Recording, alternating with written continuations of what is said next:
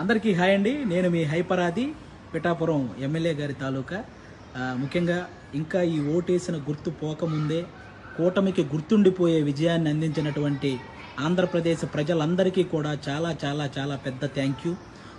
10 సంవత్సరాల నుంచి ఎన్నో అవమానాలు, ఎన్నో తిట్లు, ఎన్నో కష్టాలు ఇవన్నీ భరించి ఒక్కడే తన సొంత డబ్బుతో ఎవరి సహాయం లేకుండా ఒక పార్టీని నడిపించి ఏ పదవి లేకపోయినా సంపాదించిందంతా సహాయం చేసిన పవన్ కళ్యాణ్ గారి కష్టానికి ఈరోజు సరైన ఫలితం దక్కినందుకు, ముఖ్యంగా 70,000కు పైగా మెజారిటీతో ఆయన్ని గెలిపించిన పిఠాపురం ప్రజలకి, అలాగే ఆయన అనుకున్నట్టు కూటమిని ఈ స్థాయిలో నిలబెట్టిన ఆంధ్రప్రదేశ్ ప్రజలందరికీ కూడా థ్యాంక్ యూ సో మచ్ అండి.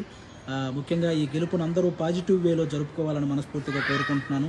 ఎందుకంటే మనల్ని మోసం చేసిన నాయకులను విమర్శించండి, అలాగే ఆడవాళ్ళని కూడా చూడకుండా ట్రోల్ చేసినటువంటి సోషల్ మీడియా వాళ్ళని విమర్శించండి, కానీ ఎవరైతే సగటు కార్యకర్తలు ఉంటారో వాళ్ళని మాత్రం ఎవ్వరూ ఏమనకండి. ఎందుకంటే వాళ్ళు కూడా మనలాంటి వాళ్ళే, గెలిస్తే ఆనందపడతారు, ఓడిపోతే బాధపడతారు. కాబట్టి అలాంటి వాళ్ళ జోలికి వెళ్లకుండా మన గెలుపుని హ్యాపీగా పాజిటివ్.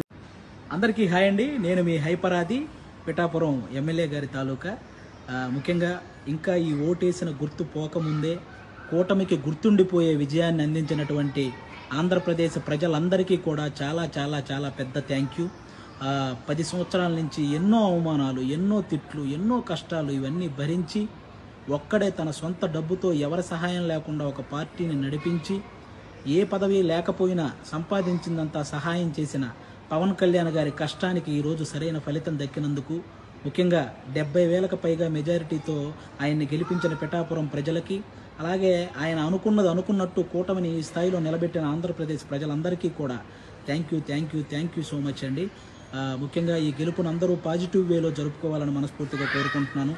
ఎందుకంటే మనల్ని మోసం చేసిన నాయకులను విమర్శించండి, అలాగే ఆడవాళ్ళని కూడా చూడకుండా ట్రోల్ చేసినటువంటి సోషల్ మీడియా వాళ్ళని విమర్శించండి, కానీ ఎవరైతే సగటు కార్యకర్తలు ఉంటారో వాళ్ళని మాత్రం ఎవ్వరూ ఏమనకండి. ఎందుకంటే వాళ్ళు కూడా మనలాంటి వాళ్ళే, గెలిస్తే ఆనందపడతారు, ఓడిపోతే బాధపడతారు. కాబట్టి అలాంటి వాళ్ళ జోలికి వెళ్లకుండా మన గెలుపుని హ్యాపీగా పాజిటివ్ వేలో చేసుకోవాలని మనస్ఫూర్తిగా కోరుకుంటూ థ్యాంక్ యూ.